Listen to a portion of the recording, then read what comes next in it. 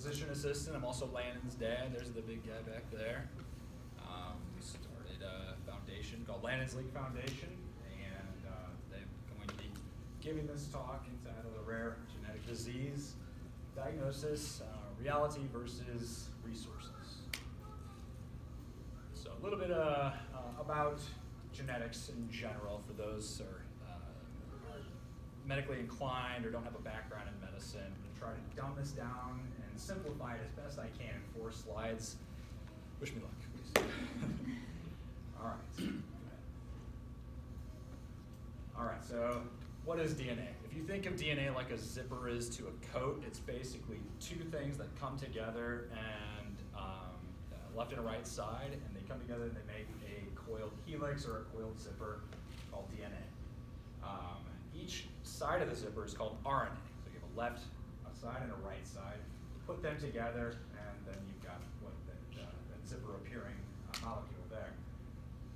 Simply, if you think of RNA like an alphabet, A, B, C, all the way down to Z, it's really an easier alphabet. It's easier. Made up of just 4 letters, A, U, G, and C. I won't even bother pronouncing those names for simplicity's sake. Okay. All right, so here's just a brief crash course.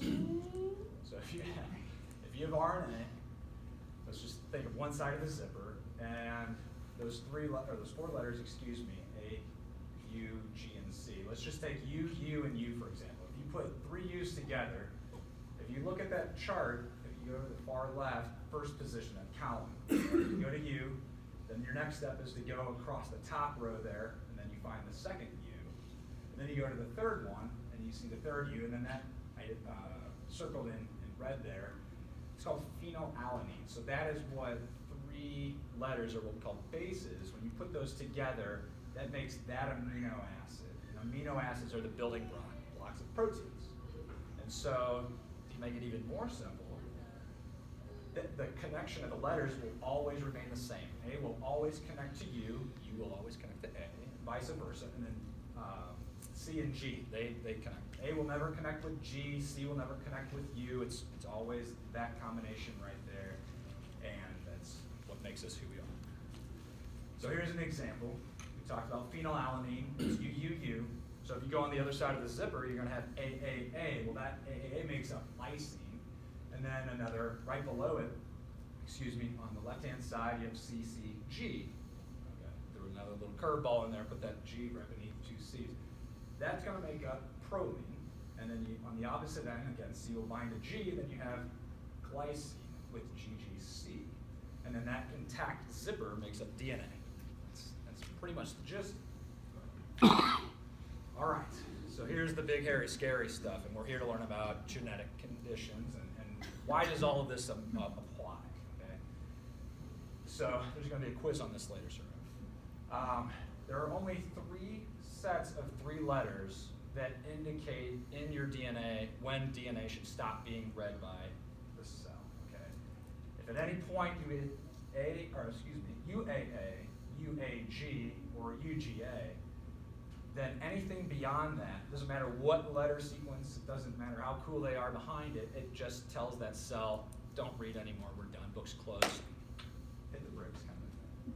So, going back to our previous example, you have UUU, that's phenylalanine, you have CCG, and then you have UAG, and then you're done. It doesn't matter, you can have LMNOPQRST all the way to Z, it doesn't matter, it's not going to read, it's done. So, and those are called stock codons. So, I'll get back to why that's all important here in a second. So, that's Landon, that's our son. My wife and I had him back in January of 2017. And he was born with a rare genetic condition, and on behalf of him and his condition, I, as a practitioner, I decided that I'm going to either be really distraught about this condition, or I'm going to make a difference with respect to genetics and using my medical knowledge to kind of get back and create a resource that's really not there. So a little bit about him, and then again, when we received the phone call, what transpired after that, us and our humble beginnings, what we do as an organization to kind of outreach and get back to the community, what it takes to, I guess, create a miracle, if you will, and then our role in what we're trying and hoping to do. And we've got resources kind of hopefully in the pipeline to do so. Touch a little bit on that, and then creating inroads and networking, and basically trying to establish a consortium of sorts to create cures for these conditions that big pharma won't get invested in because there's no money in it. So, all right, so medical mystery and management. Landon was born, and about 5 months he started to just kind of throw up every time we would feed him, and we're like, oh, okay, maybe it's acid reflux according to his pediatrician. It seems a little different. Turns out it was a seizure disorder, so every time he would eat, his body or his brain would fire. It would excite the smooth muscles of his GI tract, and they would crimp down and spasm, and then he would throw up his food. The stomach muscle would kind of crimp down, and that's how that would happen. He also, his condition causes him to have what's called cortical vision impairment, and then extreme farsightedness. He can't see things far away until he gets these glasses on. If you put his glasses on, you're normal eyes, you're gonna fall over, basically. It's that bad. But cortical vision impairment is interesting because if you told me when I was 21 years old that I would have to teach my kid how to see, I'd think you were crazy. I didn't think it was possible. So we had to do that, and it's actually becoming better. So dystonia is a combination of rigidity and really hyper strong toned muscles and very low tone. So in his arms and legs, he can put you down if you wanted to, I imagine. But if you hold him, his core and his neck, he has no control. So it's very much a mixed bag of sorts. His movements I would describe as not purposeful, uncoordinated. He can do things purposefully occasionally, but it takes him a long time to really think and process. And as he's doing that, then he can do something. And then he just likes to play golf on in his spare time. So my wife, myself, our families, we have no history of any cousin, relative, distant relative to our knowledge of this condition or any condition that would cause cerebral palsy or movement disorders or vision disorders or seizure disorders. So why did this happen? Well, we go back to the zipper analogy, okay? So I put an image of a broken zipper. I thought that was kind of appropriate with respect to why a gene mutation would happen. So if you try to zip a zipper, and I'm sure everybody has had a zipper in their lifetime where you had a couple of missing teeth, well, those missing teeth, think of it as a stop codon, or that those one of those three sets of letters that comprise that stop codon or stop amino acid, if you will. Anything beyond that doesn't matter. So good luck, and if you can figure out how to fix this, just let me know, and maybe we can work something out. But if you try to zip up that zipper, nothing will work beyond that. So you get to that stop gap, and the zipper doesn't work, and so the cell stops reading the DNA, and then so when a gene is mutated, think about that zipper there. If you put, let's say, for example, that U would have been another A, okay?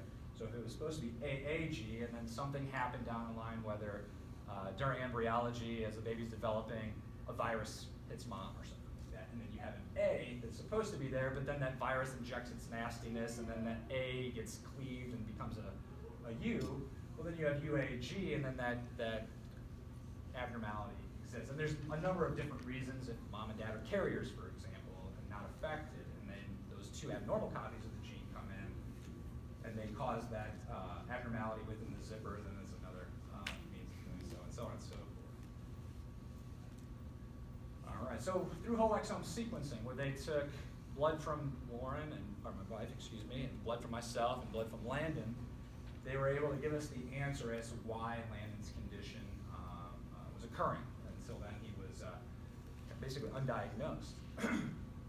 Furthermore, he's so this condition is so rare that it doesn't even have a name. So we just call it CAMSAP1. That's just the name of the gene. Where two premature stop codons, or two of those sections, whether it's UAG or what have you, one of those three amino acids that they stop, they happened, I guess, on the gene that I supplied to Landon, and then also from my wife's. Our abnormal copies are different, so no, we're not related. But the phone call we'll never forget. We were driving home from one of his therapy appointments, and the Department of Genetics here locally there's nothing you can do about it. Good luck, and try to have a good rest of the day. We'll revisit this in 2 years. So if, as a practitioner, I'm like, I understand it. And I looked over at my wife, and you can see a tear coming down her eye, but I cannot fathom not being in medicine, or somebody that wasn't in medicine getting this phone call, and you're like, this is it? Like, are you serious? Kind of I know it wasn't bedside manner, so to speak, but still, I mean, you can't, I don't know an easier way to convey this to anybody, and that's the unfortunate news that we have to break sometimes as medical providers. So now what? And then, you know, you can sit there and you can be depressed, anxious, mad, happy at times, and just slap happy at times, and then you take all that negative energy, and you can sulk, and or you can do something about it, I guess. So after about 2.5 weeks of being like this guy, I decided to take all of that energy and use what I knew about medicine and genetics and what I learned in my years of training, and try to create a cure, try to create the difference, be that difference for my son and others like him throughout the world. And so we developed Landon's League Foundation. So from mid-February, we got the news right around Valentine's Day of 2018.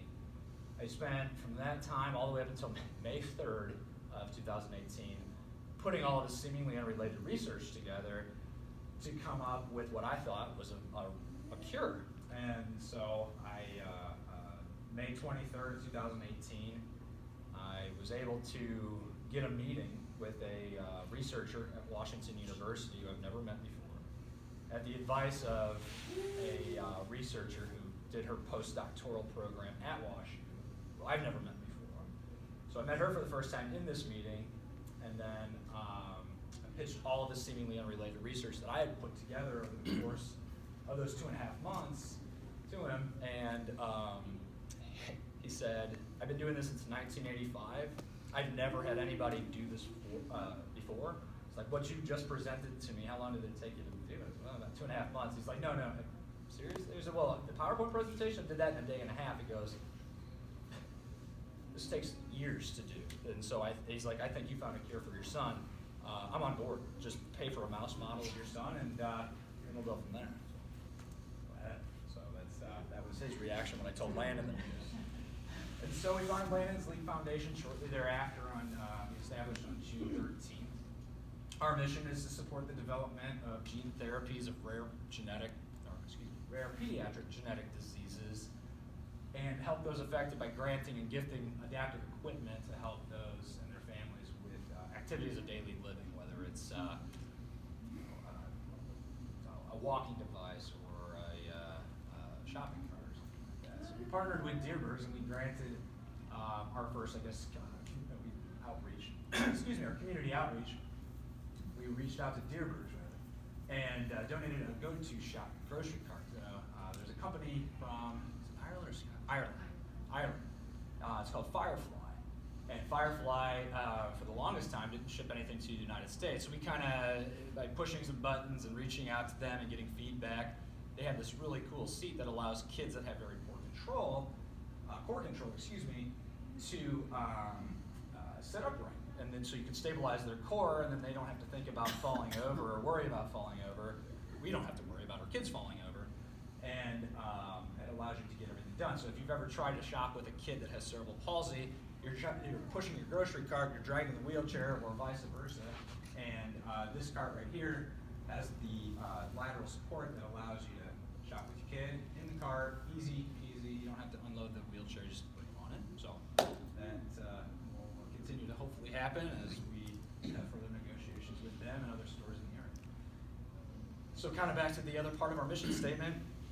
In order to create a successful gene therapy, let's backtrack a little bit. So when we got the call and they told us there's nothing really you can do about it, as a practitioner, there really isn't right now. I mean, you have these awesome stories of this affected child over in whatever country that gets this gene therapy, and it's a miracle. Oh my gosh, it's a miracle. Well, how did that happen? They don't convey that. So the most expensive gene therapy, the most expensive drug on the market right now is a gene therapy for a condition called spinal muscle atrophy, which which by age 2 or 3, children, if they're affected by it, they generally die. And what happens is the nerves, they just die in the spinal cord, and then they get all the way up to the level of the nerves that control your diaphragm that allow you to breathe, and those nerves whittle away, and then they basically, either their heart stops or they stop breathing and they pass away.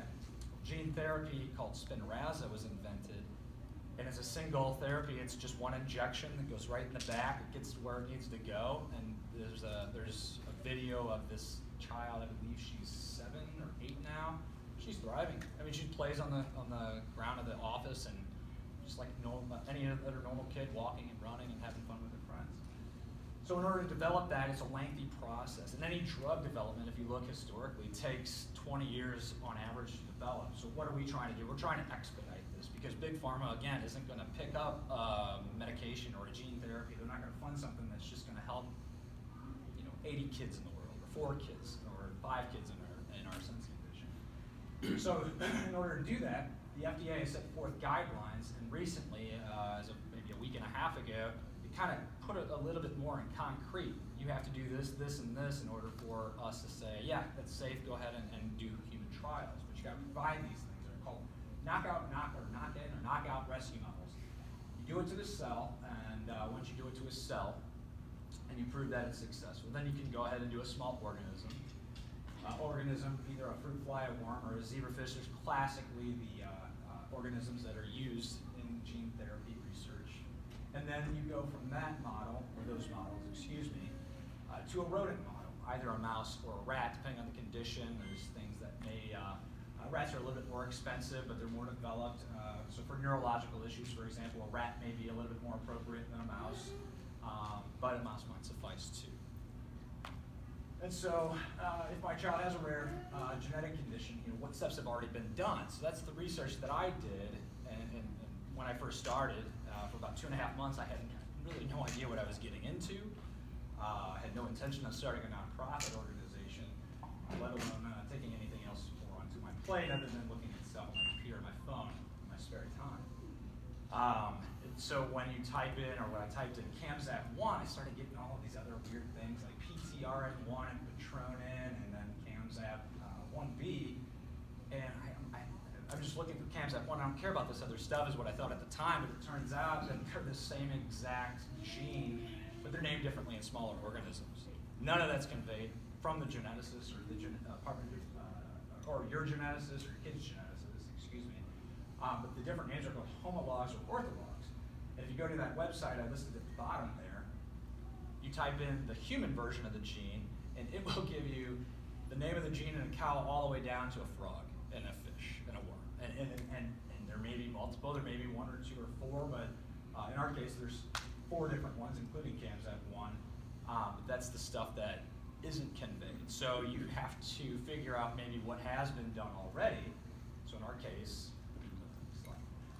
we've already had the successful knockout rescue model of CAMSAP1. The small organism knockout rescue model, that was completed as well, and we're in the process of waiting for the results of a mouse model. We don't know if it's a knockout rescue model or not, but there's a researcher in China that has successfully created a mouse. And so the way that we kind of came about all of this is that I found that the PTRN1, which was the homolog of the CAMSAP1 gene, or its, likeness in a small organism, and this cell model, these pictures here, you knock it out, none of them connect. And so, as opposed to connecting and having a stable connection, it will shoot out a little temporary extension or temporary connection. And what you'll see with Landon, if you have him on his stomach, he'll raise his head up, and then all of a sudden, it'll sever. That connection will just go away, and then the nerve basically that controls those muscles doesn't. The muscle relaxes, and then his head can easily hit the ground. So we have to really watch him when he's on the floor kind of playing, otherwise his head will hit the ground all the time. So my point in saying that is, after they knocked it out successfully in a cell, they put it back in, and then you see all those lines connecting all those dots. That's the cell rescues model. So that was successful to the tune of it was 85% plus or minus 11%, so almost a full rescue of the cell model. And so that was done in the United Kingdom in 2013. So I said, okay, great. Now, has a small organism been done? And then I started putting all of the, I didn't know at the time that homologs and orthologs existed. I thought the name of a gene was the name of a gene no matter what organism it was, and it was wrong. To go do that. So you get the call from the genetics department, and they say, hey, this is what we think is causing your kid's condition. Do you have any questions? And you're like, okay, yeah, what are the next steps? What do we do? And so they don't have an answer for you. And that's basically the gist of what was conveyed to us and what is currently probably still being conveyed. Unless, of course, you have a condition that, like spinal muscle atrophy, where you have to be under the age of 2 to accept this treatment. And it's perplexing and bewildering, excuse me. But at the same time, we recognized a void in medicine, and we're going to try to fill that void as our foundation seeks to raise funds to develop cures for conditions where the funding doesn't exist. So, in partnering with Washington University, and this is all currently in the works and in process, they asked